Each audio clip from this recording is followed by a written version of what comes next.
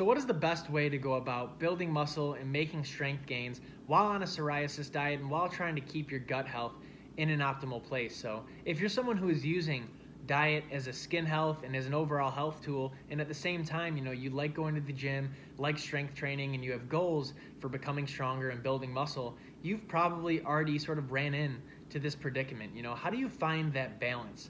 How do you find that balance of eating at a caloric surplus and giving your body everything it needs to gain weight and build muscle, while at the same time keeping your gut health in the right place and not compromising the skin health process? And this is something that I struggled with myself for quite a long time. I kept my skin health in a great place, with the diet I was eating, but as soon as I would start to try to gain muscle or make strength gains and start eating more, it would compromise my gut health a little bit, and it would throw my skin out of whack, and so I'd have to return to that place and kind of start over and find a new way to build from there. So, and by no means am I a muscle building expert. I've always been a pretty small guy, but I've been lifting weights for a long time, and I have picked up some tricks throughout the years to, like I said, keep your gut health in a good place while at the same time making strength gains. So in this video, I really have 3 subcategories that this topic is going to be broken down into. So the first one is going to be diet.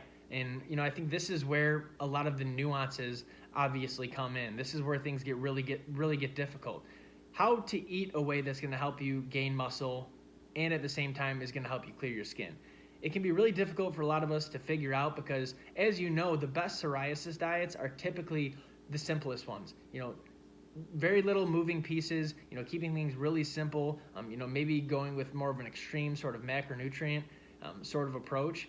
Those are the diets that work best. But obviously the best diet for gaining weight looks a lot different from that. You want to bring the calories up, you're probably going to want to bring the carbohydrates up, and you have to figure out a way of doing that in the right way and in a healthy way. So my best advice in terms of diet in this situation is, as I'm always talking about, you need to find your ideal macronutrient ratio. Some people are going to do great, higher fat, low carbs. Some people need to bring the carbs up, bring the fat down. But once you figure out that ratio and how many carbs you need to kind of fuel yourself throughout the day, just kind of scale that up a little bit. So once you've kind of dialed in, okay, this is my optimal gut health diet, you need to take it to the next step and be like, all right, which foods within this diet that I'm already eating are going to take me to the next level? And for me personally, that consists of eating more meat, more red meat, which is super nutrient dense, really easy for me to put down. So just by adding, a half pound more meat to your day, you're adding an extra 500 calories there. And the other thing that I really found to help me was liquid calories, plugging in calories that are easy to consume and aren't going to, take up too much room in your gut. So things like juices, if you have access to raw goat milk and raw dairy, I think that's a huge one. For some people, if you're someone who does better with like a higher fat framework, add an extra tablespoon or 2 of butter to your days. Figure out which foods work best for you and just simply eat more of them. It's something that you hear over and over again. If you want to, gain weight and build muscle, you need to eat more. And it's the truth. And people like me who are, what you'd call a hard gainer, a lot of times it seems like it doesn't even matter how much I eat. I kind of stay at the same place. But what you need to do is find the foods that work for you and eat more of them. And track your calories. Know how many calories you're getting. If you're eating 3,000 and you're not going up, you're going to have to eat more. So track these things just so you have, a number in your head. The second category here I have is workout regimen. So this is obviously a little bit more simple. But if you overdo it with your workouts, if you're working out six times a week or something like that, an hour and a half a day, that's going to put a lot of stress on your nervous system. And it may not be the most conducive thing to skin health and clearing your skin. So what I found that works for me is to, number one, focus on compound movements, things like push-ups, pull-ups, bench press, squats, deadlifts, lunges, things like that, rows, things that, address more than one muscle. You don't want to do just these bicep curls or flies that are really isolation exercises. You can throw those things in, obviously, to kind of supplement what you're doing, but you really want to focus on getting stronger in these key sort of compound lifts. And to make sure that you're not overstressing your nervous system, like I said, me personally, I'll just lift 3 days a week, and I like to have a rest day in between each day. So I'll go really hard on Monday, really hard on Wednesday, really hard on Friday or Saturday. Maybe you could throw 4 days in there or 5 short days, however you want to do it, but you don't necessarily need to overdo it. Just focus on getting stronger on those compound lifts and make sure you're giving it your all on the days that you do lift. And then the last subcategory I have here is supplements. This is something that people will ask me about fairly often, like, is pre-workout bad for psoriasis? Should I be taking protein powder? The large majority of weightlifting supplements you should not be taking if you want to achieve optimal gut health and clear skin. I have played with some grass-fed whey protein powders, and in moderation, it's not too bad for me, but overdoing it with the powder is really going to mess up a lot of people. It's going to make you gassy. It's going to throw off your gut health.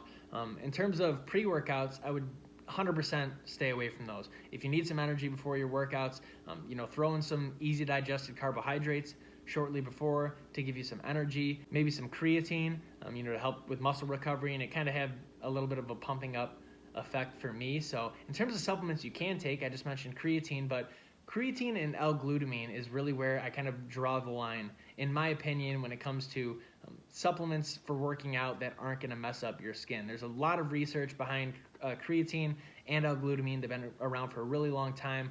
L-glutamine is actually a great, aside from muscle recovery, L-glutamine is also great for patching up leaky gut, just a great gut health supplement.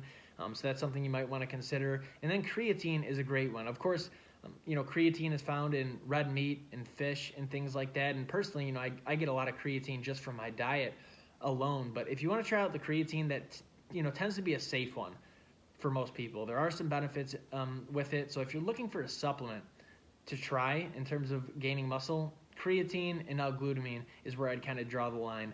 Like I said, stay away from the protein powders, stay away from the pre-workouts or anything like that. And then as time goes on and your skin sort of clears up, that's when you could potentially experiment with a grass-fed whey protein powder. Like I said, it's not the most easily digested food. When you're digesting protein, you want it with fats, and you want it, really in whole food form. But I think a good quality grass-fed whey for people who aren't getting enough protein might be something that works for some people, but I would stay away from it in the meantime and stick to just the simple ones. All right, so that's all I got for you guys. To sort of conclude this, in order to gain muscle while at the same time, keeping your gut health in check and maintaining clear skin, you got to eat more in one way or another. Find the foods that work best for you, add some more of those just to get those calories in, get stronger in those compound lifts, things like bench press, rows, deadlifts, squats, lunges. If you get stronger in those things, you will make some gains. And then the last piece is the supplements.